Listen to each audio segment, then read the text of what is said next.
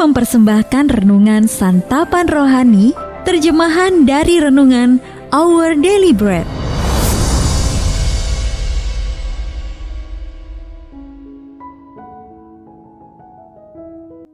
Sahabat ODB, pembacaan Alkitab hari ini terambil dari Efesus pasal yang ke-5 ayat yang ke-8 sampai dengan ayat yang ke-20.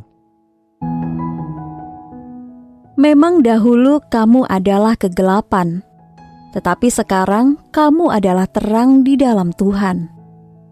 Sebab itu hiduplah sebagai anak-anak terang, karena terang hanya berbuahkan kebaikan dan keadilan dan kebenaran. Dan ujilah apa yang berkenan kepada Tuhan. Janganlah turut mengambil bagian dalam perbuatan-perbuatan kegelapan yang tidak berbuahkan apa-apa. Tetapi sebaliknya, telanjangilah perbuatan-perbuatan itu. Sebab menyebutkan saja pun apa yang dibuat oleh mereka di tempat-tempat yang tersembunyi telah memalukan. Tetapi segala sesuatu yang sudah ditelanjangi oleh terang itu menjadi nampak. Sebab semua yang nampak adalah terang. Itulah sebabnya dikatakan, bangunlah hai kamu yang tidur, dan bangkitlah dari antara orang mati, dan Kristus akan bercahaya atas kamu. Karena itu, perhatikanlah dengan saksama bagaimana kamu hidup. Janganlah seperti orang bebal, tetapi seperti orang arif.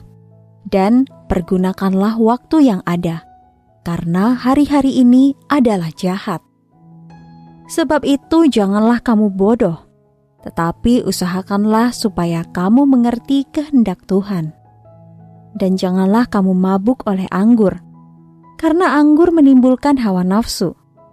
Tetapi hendaklah kamu penuh dengan roh, dan berkata-katalah seorang kepada yang lain dalam mazmur, kidung puji-pujian dan nyanyian rohani. Bernyanyi dan bersoraklah bagi Tuhan dengan segenap hati. Ucaplah syukur senantiasa atas segala sesuatu dalam nama Tuhan kita, Yesus Kristus, kepada Allah dan Bapa kita. Ayat mas renungan hari ini terambil dari Efesus pasal yang ke-5 ayat yang ke-8. Hiduplah sebagai anak-anak terang. Renungan hari ini berjudul 1000 titik cahaya, ditulis oleh Kenneth Peterson. Sahabat ODB, Dismals Canyon di daerah barat laut Alabama menarik banyak turis setiap tahunnya, terutama pada bulan Mei dan Juni ketika larva serangga menetas dan berubah menjadi sejenis kunang-kunang. Pada malam hari, kunang-kunang itu mengeluarkan cahaya biru yang indah.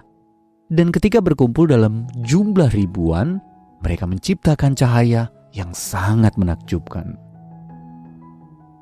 Orang percaya digambarkan Rasul Paulus sedikit banyak mirip dengan kunang-kunang.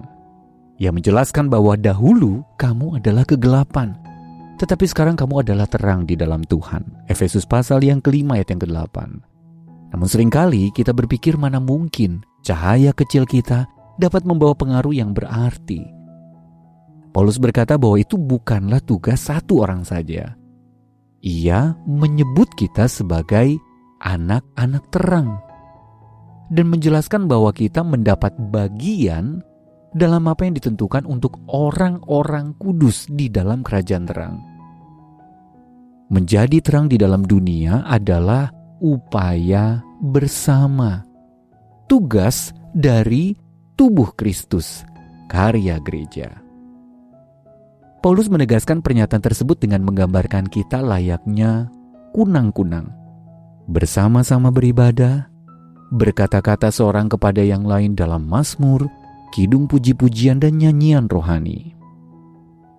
Ketika kita merasa putus asa dan berpikir bahwa kesaksian hidup kita hanyalah setitik cahaya kecil di tengah dunia yang hitam pekat, kita dapat berpegang pada firman Tuhan, bahwa kita tidak sendirian. Bersama-sama dalam tuntunan Allah, kita dapat memberikan pengaruh yang berarti dan memancarkan cahaya yang terang.